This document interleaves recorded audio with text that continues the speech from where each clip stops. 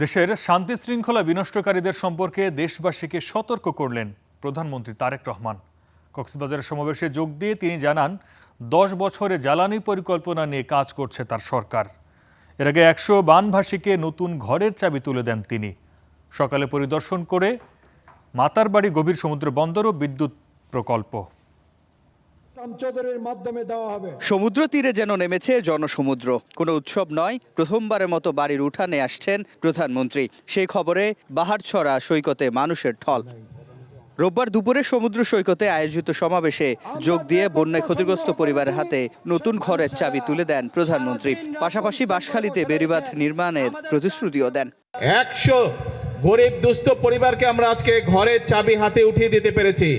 এছাড়াও আপনাদের সামনেই আপনারা দেখলেন আরো অনেকগুলো দুস্থ মানুষের কাছে তাদেরকে সহযোগিতার জন্য সরকারের পক্ষ থেকে আমরা আর্থিক সহায়তা তাদেরকে করেছি। 10 বছরের জ্বালানি পরিকল্পনা নিয়ে সরকার কাজ করছে উল্লেখ করে দেশের শান্তি শৃঙ্খলা নষ্টকারীদের থেকে সতর্ক থাকার আহ্বান জানান প্রধানমন্ত্রী। আমাদেরকে সতর্ক থাকতে হবে, যারা শান্তি শৃঙ্খলা নষ্ট করতে চায় তাদের বিরুদ্ধে তাদের ব্যাপারে আমাদেরকে সতর্ক থাকতে হবে। আগামী 10 বছর আমাদের জ্বালানি পরিকল্পনা কি হবে, আগামী 10 বছর ইনশাআল্লাহ বাংলাদেশের বিদ্যুৎ ব্যবস্থা কি হবে, সেই প্রস্তাবনা আমরা জাতীয় সংসদে উপস্থাপন করব। অপার সম্ভাবনার সমুদ্র পেয়েও সমুদ্র তীরের মানুষ বরাবরই উপেক্ষিত, অবহেলিত।